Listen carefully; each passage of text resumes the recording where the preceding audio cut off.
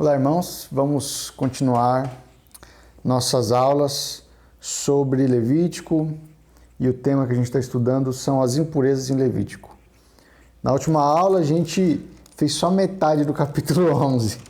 A gente tem ainda o resto do capítulo 11, o 12, 13, 14 e 15 para fazer. E a gente tem que andar, porque tem todo o resto de Levítico ainda para fazer. A gente tem mais ou menos um mês e meio aí para acabar. Então hoje a gente vai dar uma corrida, assim, eu vou dar uma sobrevoada pelo texto, por assim dizer, tá? A gente não vai poder olhar com muito detalhe algumas coisas. Vou só sugerir algumas interpretações que vão ficar para os irmãos meditarem a respeito. E a gente ainda tem que discutir um pouco o Novo Testamento, né? Porque também o valor disso daqui tá para a gente no que Jesus fala a respeito dessas coisas, principalmente, né? Como Jesus entendia isso, é ele que norteia a nossa interpretação, o resto do Novo Testamento também, né?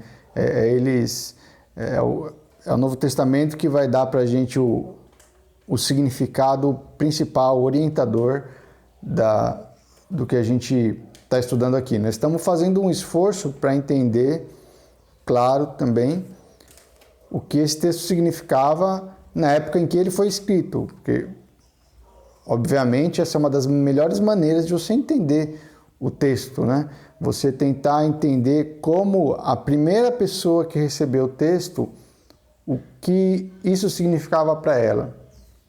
Mas nós também precisamos entender como essas leis, esse texto, como a aplicação dela mudou conforme a história do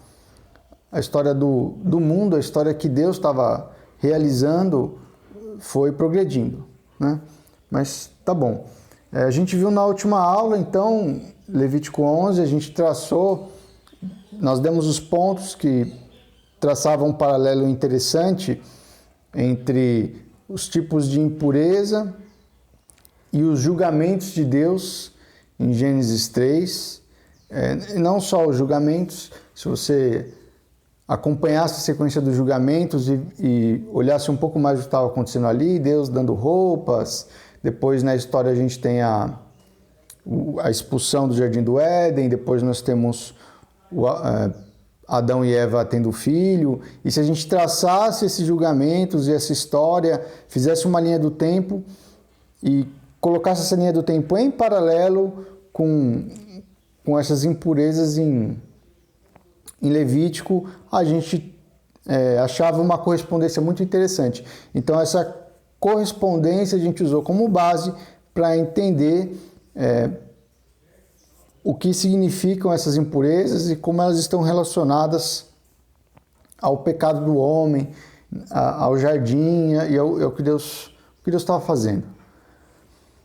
E aí, então, a gente viu, em primeiro lugar, os animais. A ideia básica é que eles lembram a serpente de alguma forma, eles têm alguma relação com a serpente, porque o primeiro juízo que Deus faz ali em Gênesis 3 é contra a serpente. E aí a gente discutiu um pouco insetos, animais da terra e tal. Talvez os detalhes não sejam tão... a explicação dos detalhes que eu tenha dado não seja tão satisfatória assim, a meu próprio ver.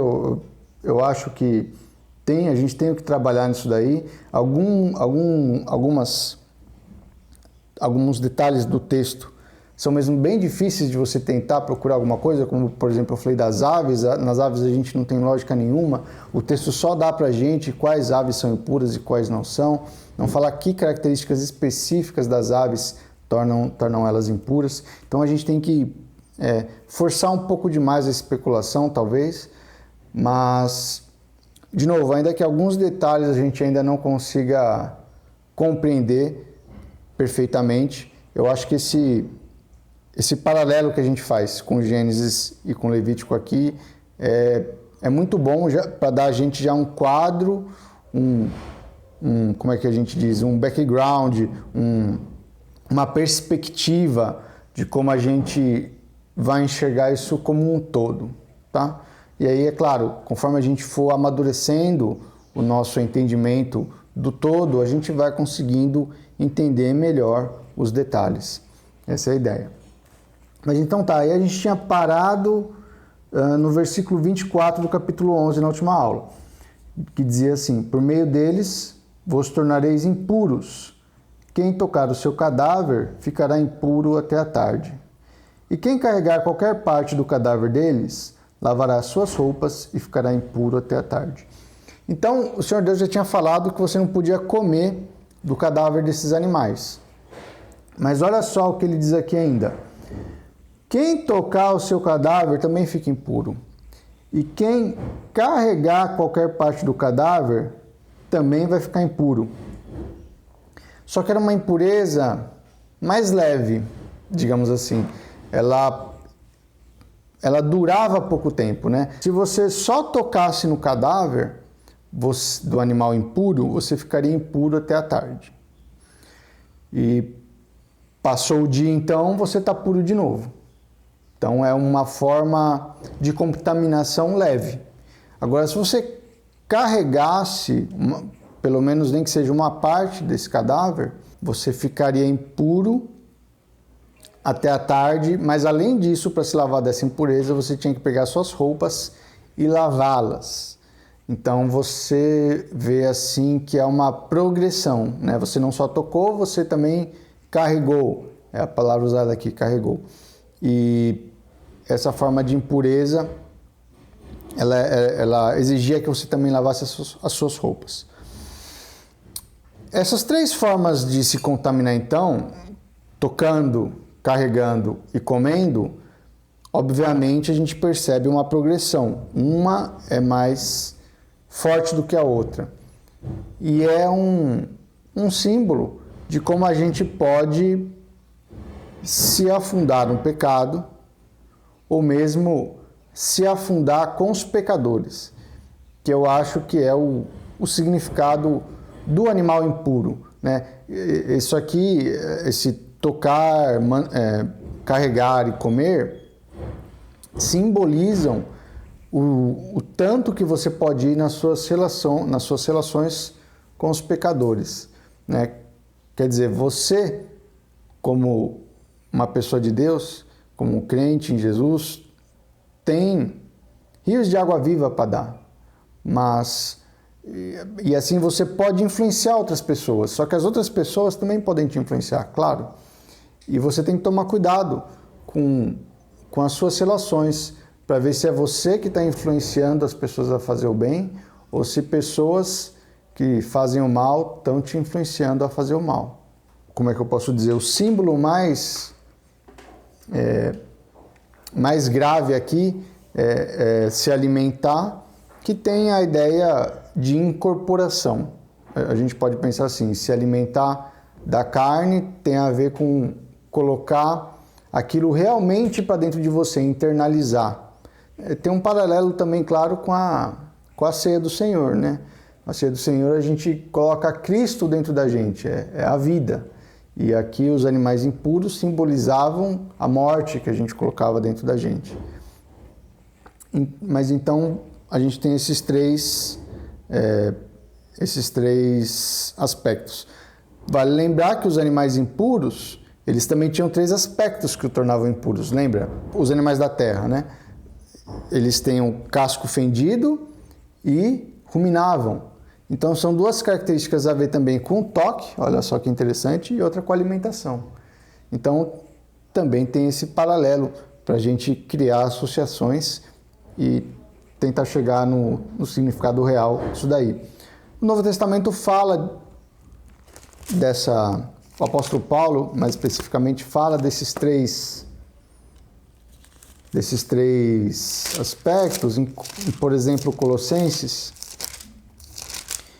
Eu quero ler Colossenses 2, 20 e 21, diz assim: visto que morrestes com Cristo para os espíritos elementares do mundo, ou para os princípios elementares do mundo, por que vos sujeitais ainda a mandamentos como se vivesseis no mundo, tais como não toques, não proves, não manuseis? Então, não toques, não proves, não manuseis. Aqui a expressão não é carregar, é manusear. Mas essa divisão em três e muito próxima, acho que não tem como a gente não entender que no fundo é disso que Paulo está falando. Ele está falando da relação com animais impuros. O pessoal naquela época tinha muita dificuldade em deixar parte do aspecto da lei que Deus mudou, que Deus transformou, que Deus pegou a sombra e transformou em tirou a sombra fora e a gente só ficou na realidade, para seguir com a vida, né? Eles ainda eram muito presos às suas tradições. A gente vai conversar um pouco ainda mais sobre tradições aqui, mas aqui Paulo está falando disso, que você que morreu com Cristo, você não está mais preso a esse tipo de coisa, tá? Então a gente está estudando essas leis, mas você que é cristão não está mais preso a elas, a essa questão das impurezas, ou a carne, que tipo de carne que você não pode comer, nada disso tem mais um significado religioso. O tipo de coisa que você ainda pode comer tem um significado biológico, né? Quer dizer, você tem que se alimentar bem, para o seu corpo funcionar bem.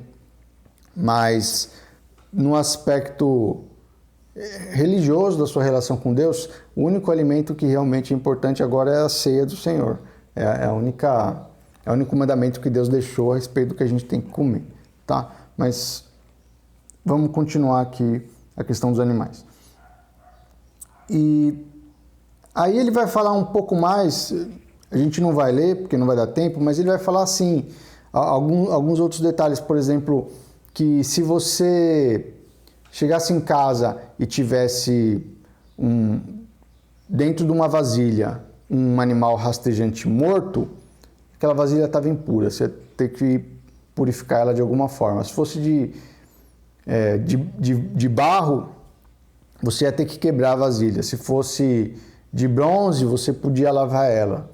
E aí o simbolismo acho que é claro, né? A vasilha representa a pessoa, o animal impuro, rastejante, morto ali dentro, significa Satanás no coração da pessoa, e a quebra do vaso, ou a limpeza dele, né, simbolizavam o juízo de Deus, ou aquilo que a pessoa precisava fazer uma vez que ela tinha se rendido a Satanás, né? Então, aqui ela vai falar sobre fogão, vai falar sobre instrumentos. A gente tem que ter sempre em mente, acho que é o mais importante da gente tirar, que dá pra gente tirar agora nesse momento, é que essas leis, elas falam de utensílios domésticos, falam de animais, mas acima de tudo elas estão falando de pessoas. Deus está interessado em pessoas, Deus está interessado na nossa relação com Ele. Deus não está interessado em vaso. Ele não quer saber tanto assim a respeito do vaso. O que você faz com o vaso. É lógico que é assim, ele está te dando uma ordem a respeito do vaso, cumpra. Mas essas coisas eram para simbolizar pessoas, né? Vamos ver Jesus falando sobre isso. Vamos pegar Mateus 23. Mateus 23. Mateus 23 é um capítulo inteiro de Mateus 23. É um discurso que Jesus faz contra os fariseus, criticando muitas das coisas que eles faziam. E aí eu vou ler a partir do versículo 25, olha só.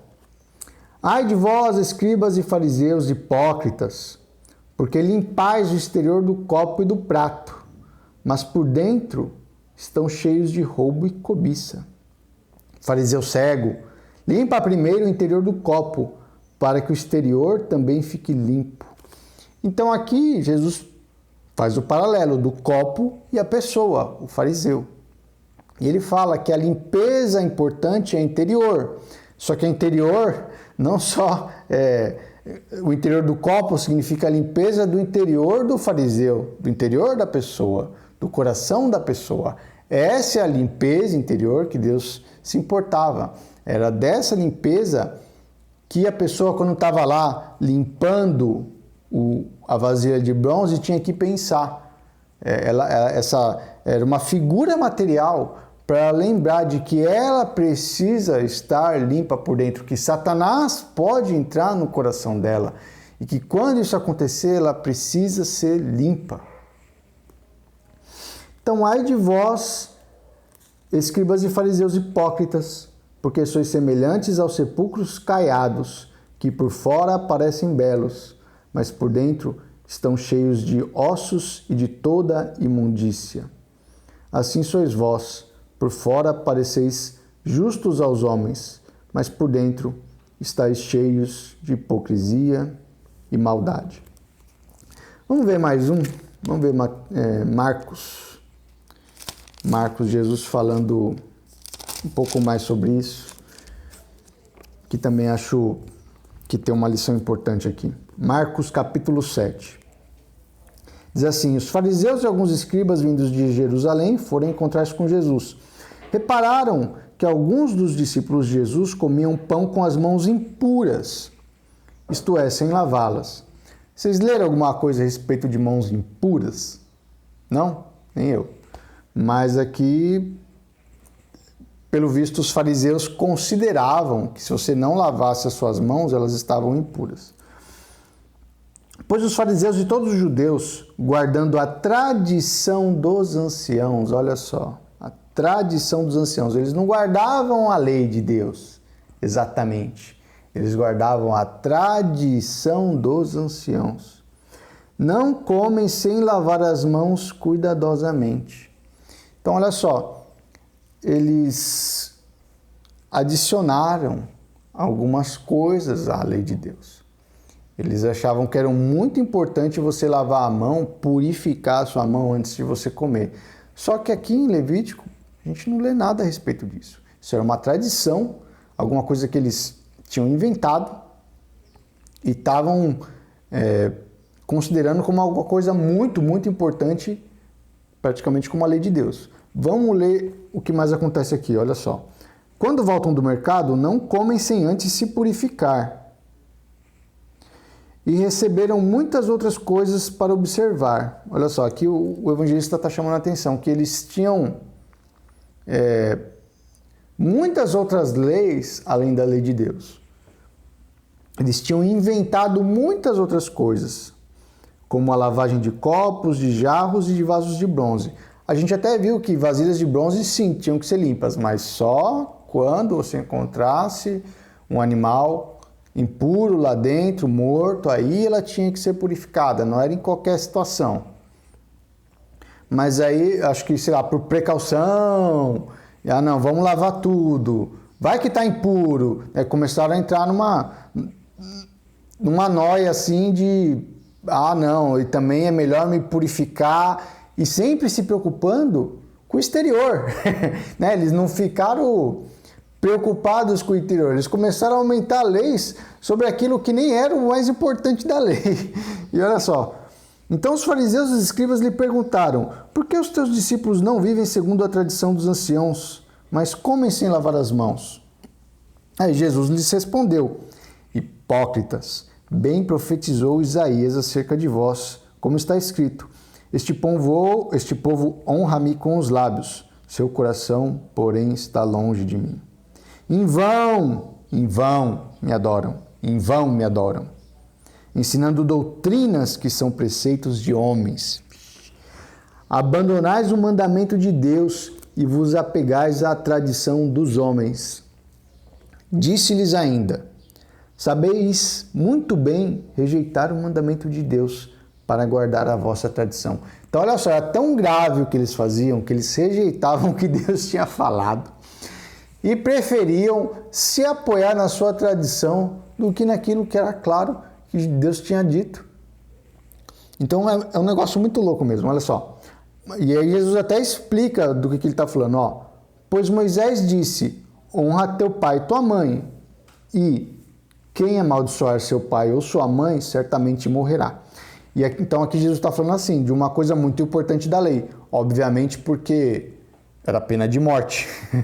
Se você não fizesse isso aqui, era pena de morte.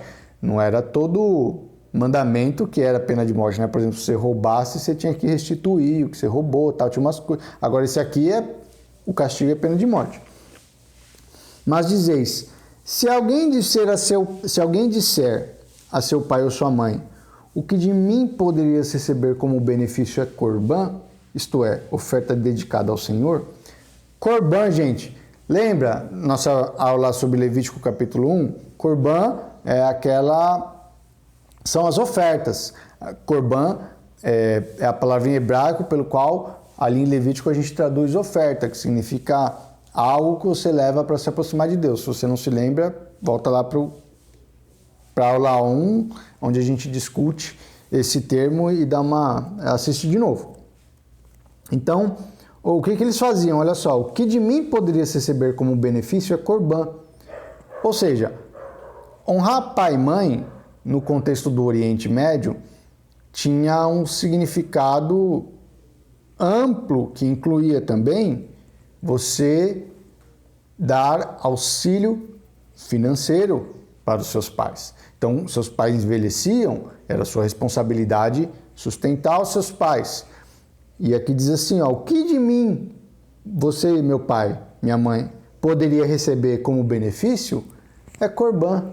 Ou seja, eu dei uma oferta ali ao Senhor como uma forma de honrar você. Então, vós o desobrigais de fazer alguma coisa por seu pai ou por sua mãe. Dessa forma, invalidais a palavra de Deus pela vossa tradição, como também fazeis muitas outras coisas semelhantes. Então, os fariseus, ou a tradição oral que os fariseus traziam, ensinavam, não tinha um ou outro erro, tinham muitos, e erros gritantes, erros escabrosos. Então, vai ser uma das agendas de Jesus trabalhar para desmascarar a hipocrisia dos fariseus e essa maldita lei oral que eles tinham colocado para cima do povo. Esse é um dos temas que Jesus mais trabalha. E isso, então, ressoa para a gente ficar... para a gente procurar ler a lei de Levítico e entender ela bem. Não pensar que Deus estava realmente interessado com vasilhas ou com um animal. Ele está interessado em você e está interessado no seu interior. E aí, Jesus, eu vou ler um pouco mais aqui porque isso é uma discussão importante. Ó, chamando outra vez a multidão, disse-lhes, ouvi-me, vós todos entendei. Fora do homem não há nada que, entrando nele, possa torná-lo impuro, mas o que sai do homem, isso o torna impuro. Se alguém tem ouvidos para ouvir, ouça. E aí Jesus então vira a mesa, né? Ele fala assim, o que realmente torna a pessoa impuro é aquilo que sai do interior. Não é tocar num animal, não é comer o animal. Ah, mas a lei fala que é tocar num animal. Sim, mas é que Jesus está trazendo o significado prático para a sua vida. Porque sim, lógico, Deus falou, se você tocar ali no animal, você está impuro. Só que essa é uma impureza que simbolizava a verdadeira impureza com a qual Deus estava interessado. Né? E depois assim, ó, vamos continuar, versículo 17. Depois, quando deixou a multidão e entrou em casa, os discípulos lhe perguntaram acerca da parábola. Jesus lhes respondeu, então vós também não entendeis? Não compreendeis que tudo que entra de fora do homem não pode torná-lo impuro, porque não entra no seu coração. O coração do homem é que tem que ser puro. Bem-aventurados os que são puros de coração. Porque não entra no seu coração, mas no estômago, e depois é expelido. Assim, Jesus declarou puro todos os alimentos. Nessa parte aqui de Marcos, a expressão é muito forte, né? Jesus declarou puros todos os alimentos. Mas tem alguma discussão aqui entre os teólogos. Eu sou inclinado a concordar com a visão que, na verdade, a força da expressão é forte aqui, mas que isso é mais uma antecipação daquilo que vai realmente acontecer na cruz. Né? Depois que Jesus morre, a nova aliança é feita no seu sangue, aí é que esse aspecto da lei é que entra realmente em vigor. Tanto é assim, penso eu, que Pedro, mesmo depois que Jesus Cristo tinha ressuscitado, ainda não comia nada impuro. Então, se isso tivesse entrado realmente em vigor na hora que Jesus Cristo tinha dito, eles teriam comido coisas impuras ali, quando estava Jesus e os discípulos, e eles sabiam que tudo era puro mesmo, então eles teriam comido sem problema nenhum. Mas isso nunca aconteceu, porque senão Pedro não teria tanto receio de pegar alguma coisa impura quando o Senhor ofereceu lá para ele na visão, naquele episódio de Cornélio, que também a gente já vai comentar. Então eu acho que não tinha, que essa expressão não entrou em vigor.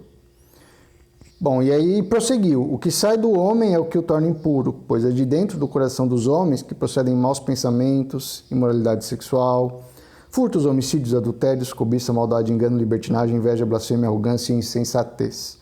Todas essas coisas más procedem de dentro do homem e o tornam impuro. Aí essa partezinha final do que Jesus falou aqui a gente vai deixar para comentar depois, quando a gente vê as outras impurezas em Levítico. Agora eu queria ir para o episódio, eu queria só ler um versículo de quando Pedro vai até a casa de Cornélio. Está em Atos. Não, está aqui. Ele tem que dar satisfação para a igreja.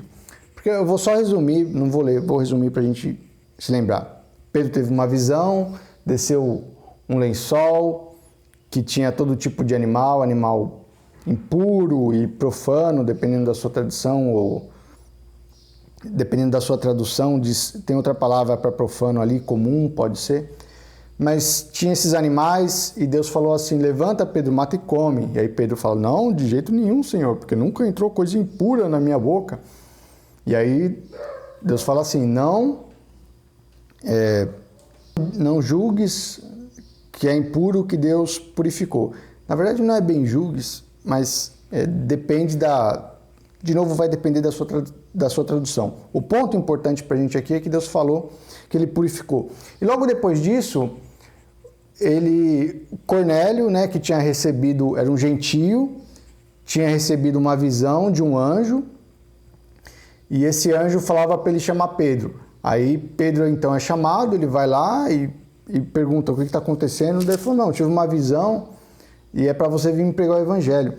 E aí Pedro fala assim, bom, agora eu vejo que Deus não faz distinção, né? E aí a gente vê então o paralelo entre animais impuros e pessoas, mais uma vez nesse texto. Olha só, quando Pedro se encontra com Cornélio, no capítulo 10, versículo 28 do livro de Atos, ele diz assim, ó, disse-lhes, bem sabeis que não é permitido a um judeu misturar-se com não-judeus ou aproximar-se deles, mas Deus mostrou-me que a nenhum homem devo chamar profano ou impuro. Mas olha só o que Pedro disse, não é permitido a um judeu misturar-se com não-judeus ou aproximar-se deles. Vê se tem cabimento um negócio desse. Como é que eles iam ser sacerdotes para as nações se eles nem podiam se aproximar de um gentio? Como é que um gentio ia sacrificar no templo, como era permitido pela lei, oferecer um holocausto, por exemplo, uma oferta de ascensão? Como é que o gentio ia fazer isso se os judeus não podiam nem chegar perto dele? Como é que ele ia falar com o sacerdote? É um negócio muito... Quer dizer, a lei oral que os judeus tinham inventado era, antes de ser algo que ajudasse, que edificasse, era um impedimento para que o reino de Deus se expandisse. E aí fica, claro, o alerta para a gente, né? O quanto do que a gente acha que entende da palavra de Deus é mesmo a palavra de Deus, ou não é só uma tradição pela qual a gente se apegou e confundiu com o que Deus realmente disse. Então, Estudem teologia, irmãos. Estudem teologia, é muito bom, mas acima de tudo, leiam a palavra, estudem a palavra, né?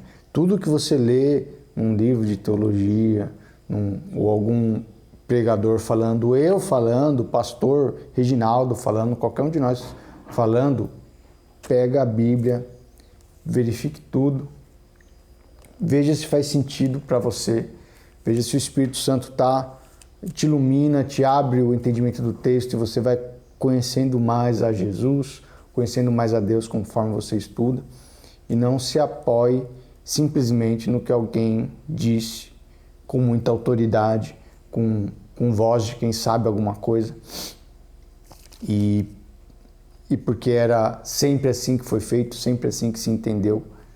Vá atrás, estude e tenha um relacionamento verdadeiro com o Senhor, e traga mesmo uma mensagem que é de Deus, a mensagem que traz vida, e não uma simples, ou uma simples não, mas uma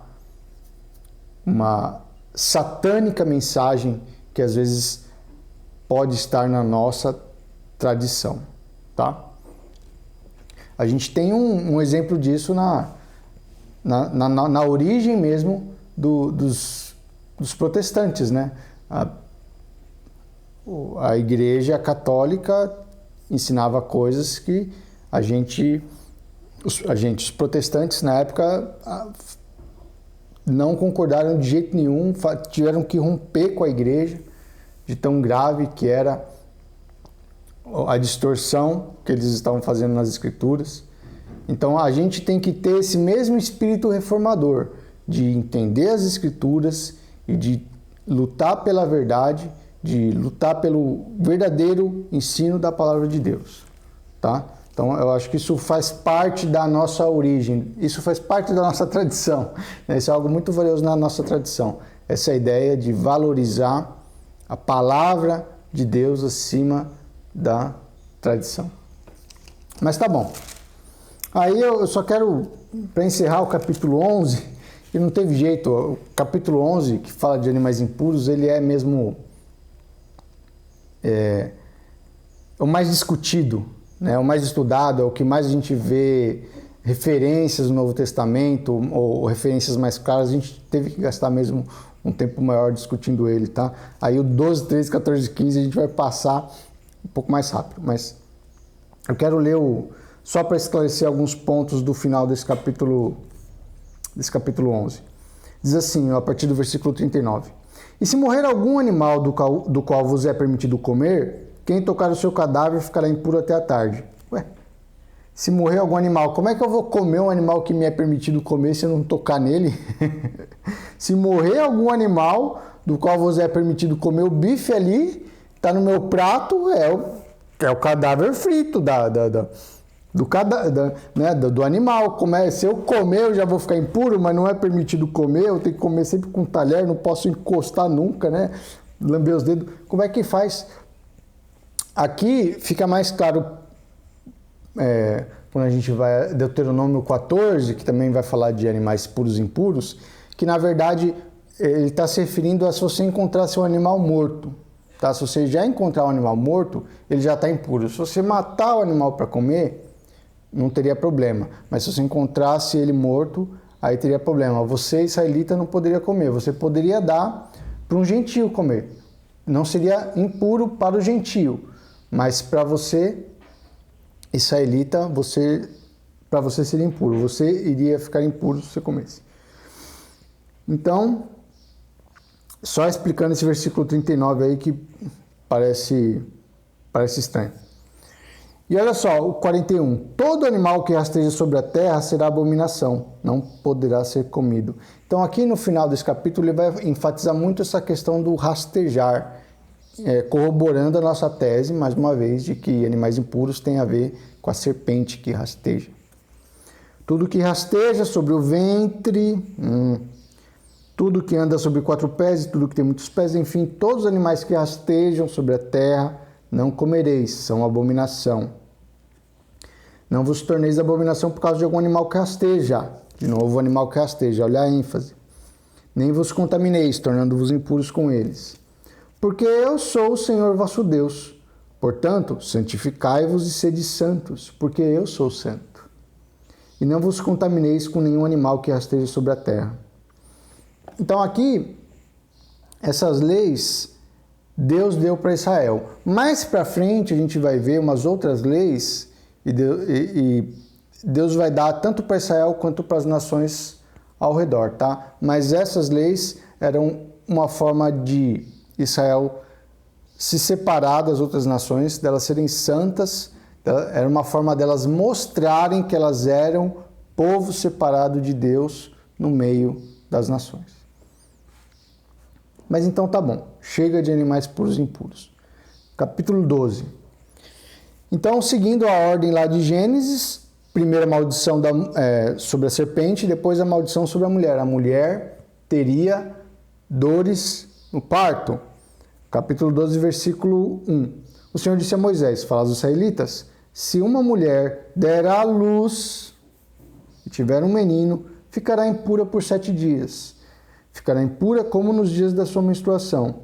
A gente ainda não viu, mas na menstruação ela também vai ficar impura. Isso vai estar lá no capítulo 15.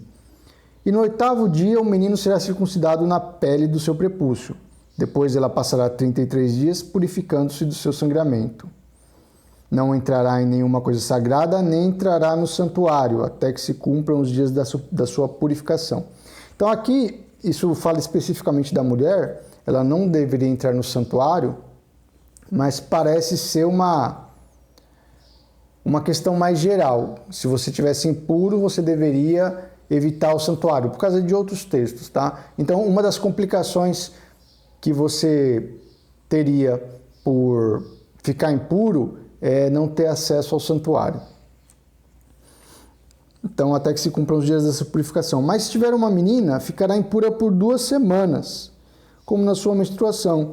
Depois passará 66 dias purificando-se do seu sangramento. Então, o tempo de purificação, caso ela tivesse uma mulher, era o dobro do que se ele tivesse um homem. Mas, por quê? No 8º dia, o menino será circuncidado. Então, parece que a circuncisão do filho dela cortava pela metade o tempo o tempo necessário para que ela fosse purificado. Então, a gente vê mais uma vez um significado simbólico, tanto da circuncisão quanto do tempo da purificação. E essa questão de que um filho deveria ter um filho que ia livrar a mulher da sua impureza, né? Mas assim, bem por cima, né? Não tem nada explícito a respeito disso. Nem fala exatamente que é por causa do menino, ou melhor dizendo, da circuncisão do menino. Mas eu acho que fica implícito que é por causa disso. Mas tá bom, então, passando voando aí. Depois do tempo de purificação, a mulher tinha que ir lá apresentar uma pombinha e acho que um cordeiro, me esqueci agora, um cordeiro de 1 ano para o holocausto. E então depois desse tempo de purificação, ela ia ter que apresentar um cordeiro para o holocausto e uma rolinha, um pombinho para a sua purificação ser completada. Então tinha o tempo e tinha ainda o animal. Mas tá bom. Depois disso, leis acerca da lepra. Leis acerca da lepra não é o que está escrito no texto bíblico, né? É o título que os editores da minha tradução da Bíblia resolveram dar a respeito desse capítulo 13. Tá bom. Esse capítulo 13 inteiro vai falar a respeito de lepra e de lepra na roupa. Agora, o primeiro comentário que eu acho importante ser feito a respeito dessa questão da lepra é o seguinte: não era lepra. A gente traduz, melhor dizendo, não é doença de Hansen.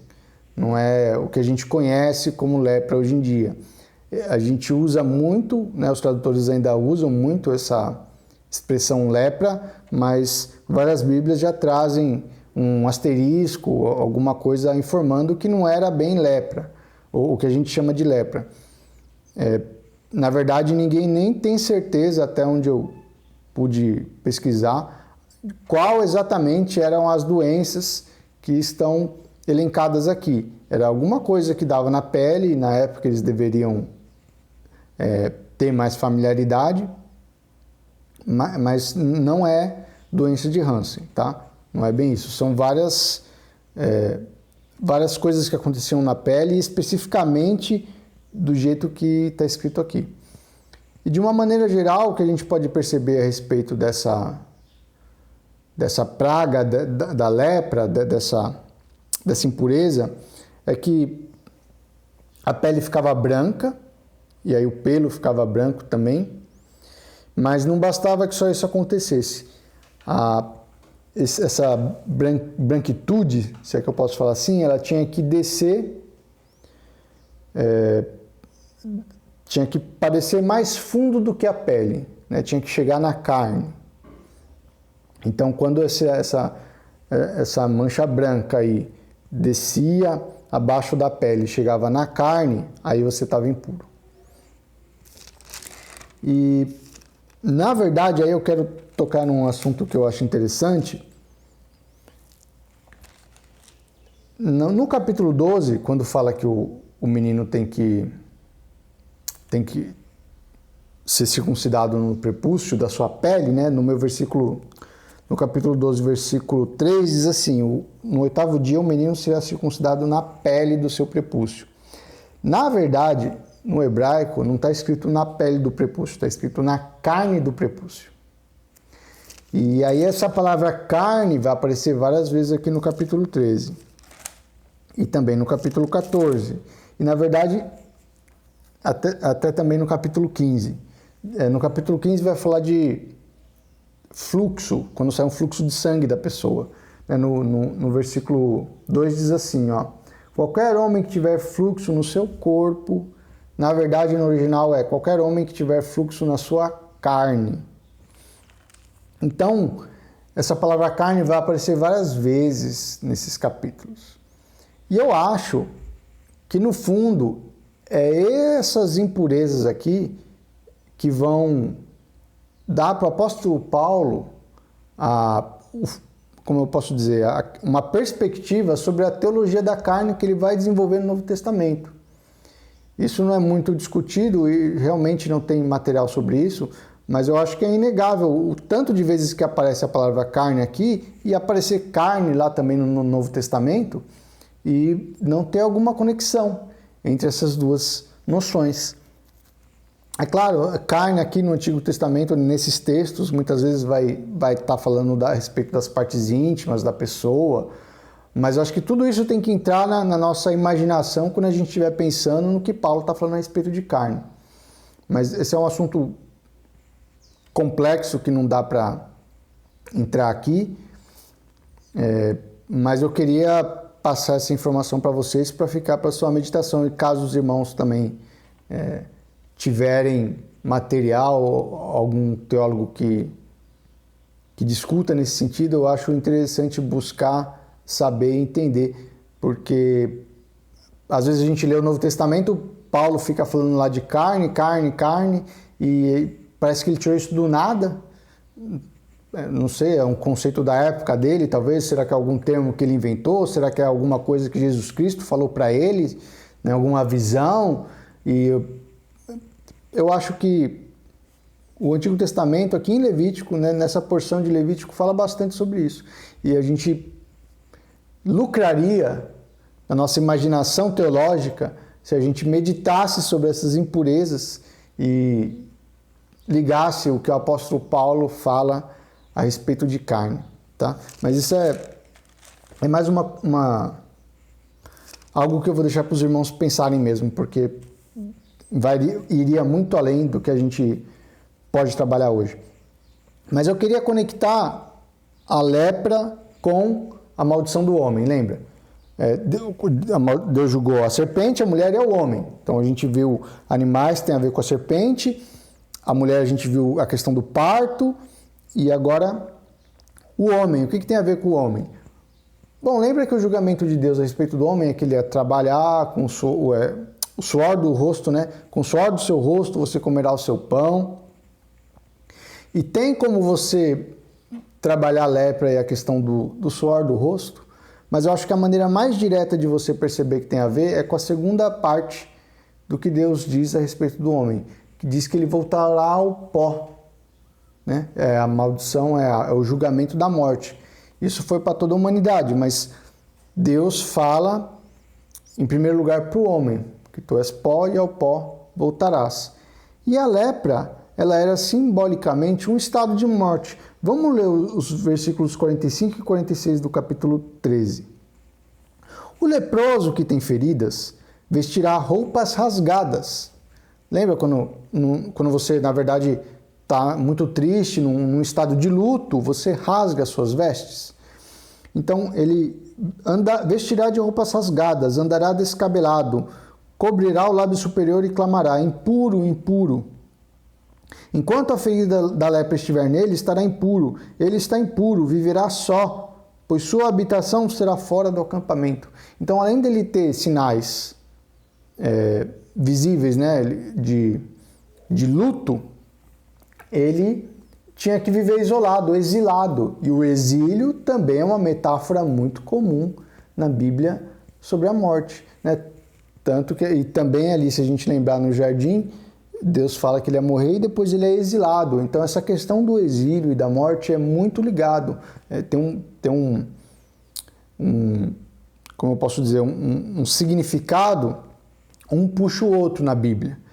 Então, daqui eu vejo, a meu ver, claramente, que a ligação da doença da lepra com a morte, com a maldição sobre o homem, é essa, que a pessoa tinha que ser exilada da comunidade e viver no exílio até que ela fosse curada.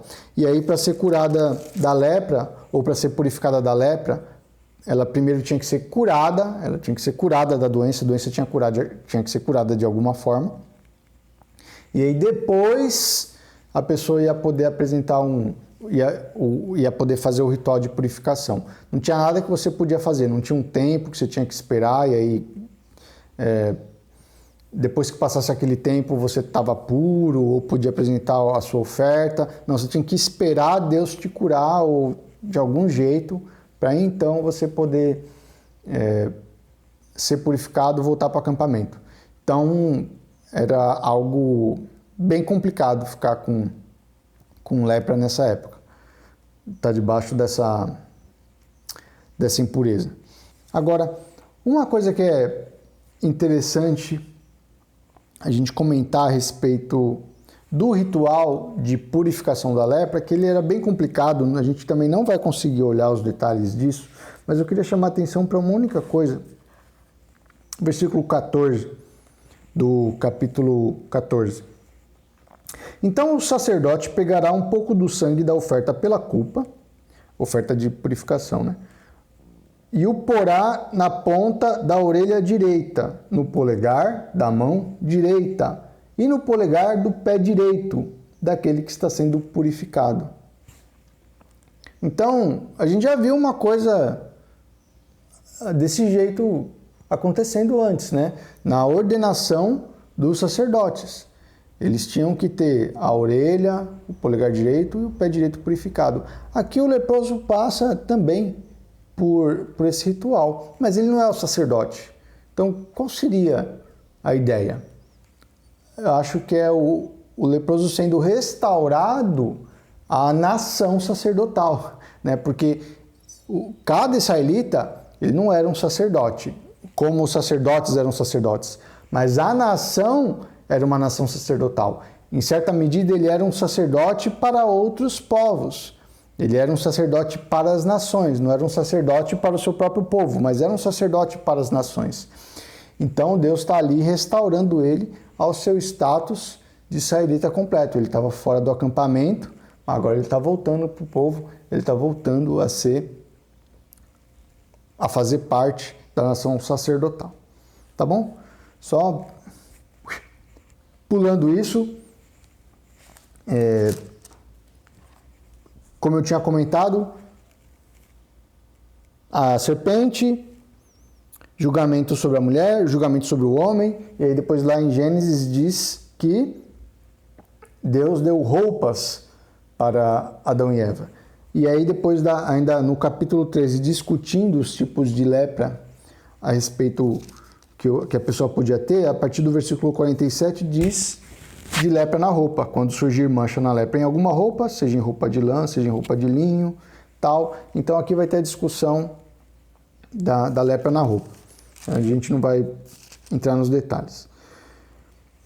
E de novo, gente, quando Deus fala em roupa que ele está interessado? Não, é em pessoas. Para ajudar vocês a ter uma imaginação sobre isso, eu vou sugerir que quando Deus fala de roupas, ele está falando de sociedade. Tá? A gente pode pensar que roupa é aquilo que a gente se veste para estar em sociedade e que a gente muda de roupa conforme o ambiente social que a gente está. Em casa a gente usa uma roupa, você vai na igreja, você usa outra roupa, você vai para o trabalho, você usa uma roupa, se você é um funcionário de algum tipo, você tem um uniforme. O sumo sacerdote tinha uma roupa dele, a roupa dele inclusive tinha os nomes das 12 tribos de Israel, nas joias que ele carregava. Então, a gente vê que roupa tem um caráter muito social. Então, eu acho que quando a Bíblia fala em roupa, ela está chamando a gente a pensar a respeito das pessoas, do ambiente social em que você interage. E aí, por exemplo, naquela questão dos animais impuros, se você tocasse no animal, você ficava impuro até a tarde. Agora, se você carregasse o animal, você ficava impuro até a tarde e tinha que lavar as suas roupas. Ou seja, isso provavelmente simbolizava que o primeiro tipo de pecado era um pecado menos grave, porque você não levava pessoas junto com ele. Às vezes você tem uma atitude pecaminosa e pessoas aprendem com você ou seguem a sua liderança no pecado. Nesse tipo de pecado é pior, porque não é só você que pecou, você induziu outras pessoas ao pecado. Então, aí você precisa lavar as suas roupas, quer dizer, você precisa se arrepender, mas precisa também ir conversar com aquelas pessoas que te seguiram no pecado. Você tem que falar para elas que você errou e que lamenta ter induzido as pessoas também a terem errado junto com você, tá? Mas é só para alimentar a sua imaginação com relação a isso. Talvez tenha uma outra interpretação, mas eu acho que essa é muito boa. Mas tá bom, daí depois, então, na roupa, depois Adão e Eva são exilados, e aí no versículo 33 do capítulo 14 vai trazer as leis acerca da lepra numa casa, era muito parecido, tinha uma mancha branca lá. O sacerdote tinha que fazer algumas inspeções, ele ia lá uma primeira vez, inspecionava a casa, você chamava o sacerdote para dar uma inspecionada, o sacerdote ia lá inspecionar, e aí ele falava, ó, isso aqui é lepra, vamos fechar. Ia ficar fechada por 7 dias a casa. E fechada assim, né? Você ainda ia poder ir lá, comer, dormir, né? A sua casa. Só que você ia ficar impuro por causa disso. Mas impureza, ficar impuro não era o fim do mundo, como a gente está vendo. Tinha impureza que até o final do dia ia embora, impureza impedia você de entrar no santuário, mas assim, era uma coisa que Deus tinha colocado sobre a nação dele, e que às vezes era um fardo, né? Apareceu uma lepra na sua casa. E você tinha que evitar, se possível, mas às vezes não era possível. A gente vai ver ainda aqui que, por exemplo, toda vez que a mulher ficasse menstruada, ela estava impura. E aí? Tem algumas impurezas que eram parte da vida, eram fatos da vida. Não tinha muito o que você podia fazer a respeito. Você tinha que cumprir os rituais de purificação, mas fazia parte.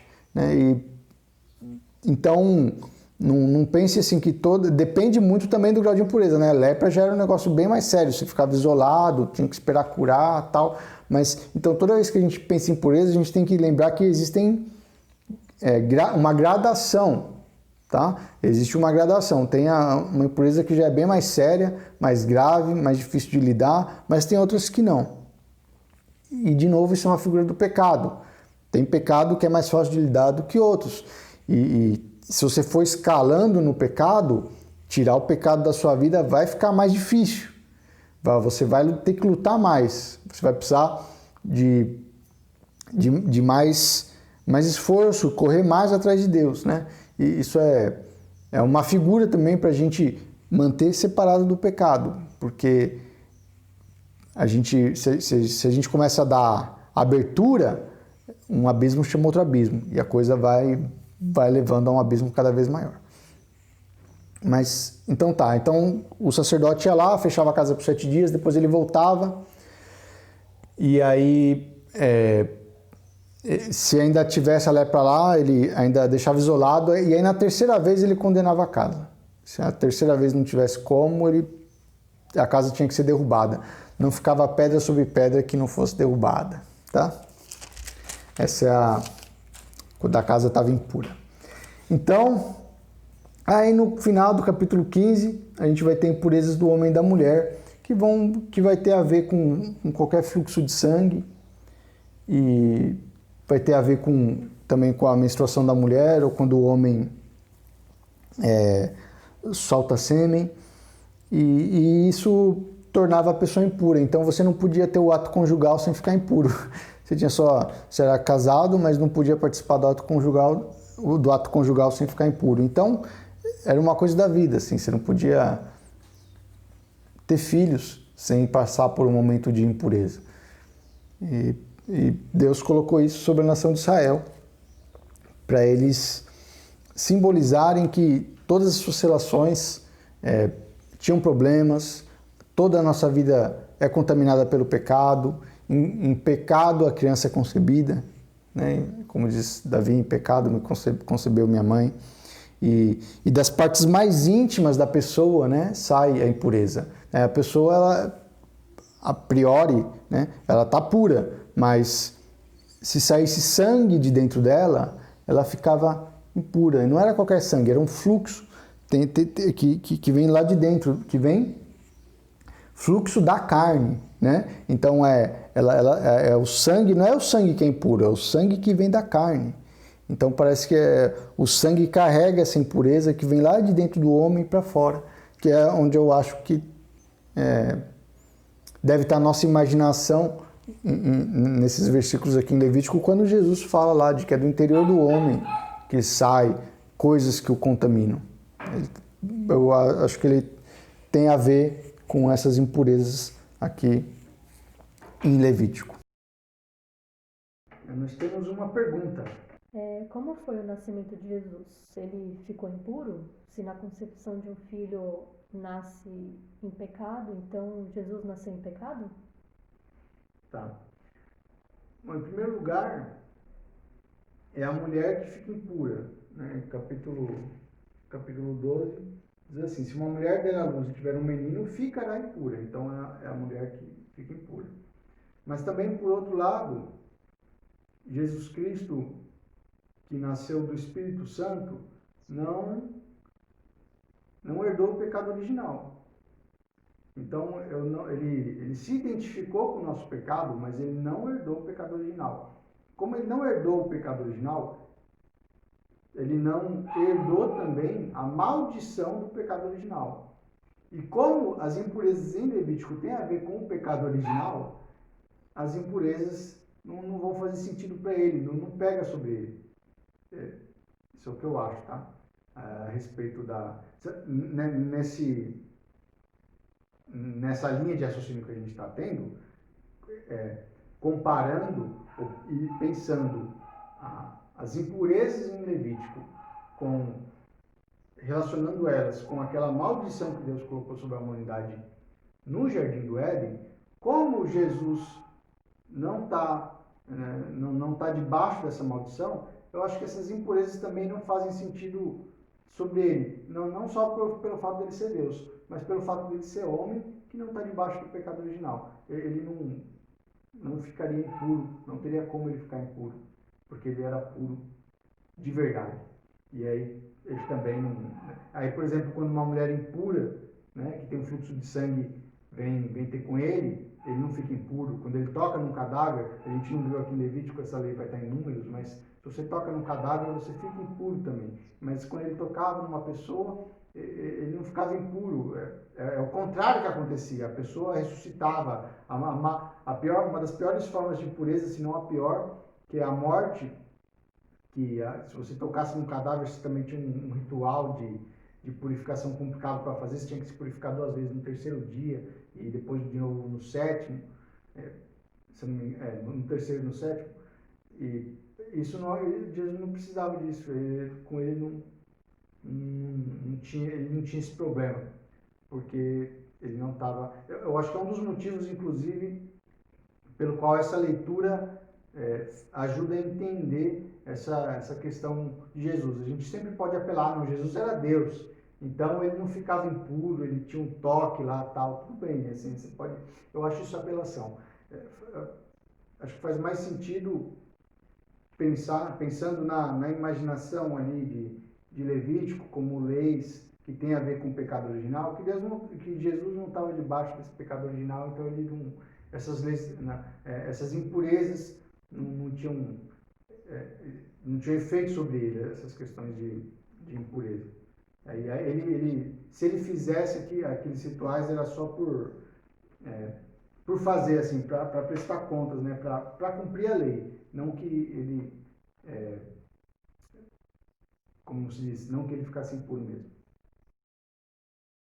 Na próxima aula, então, a gente vai estudar o dia da expiação e vamos discutir um pouco o que a gente viu até agora e qual a relação com o que vai vir depois.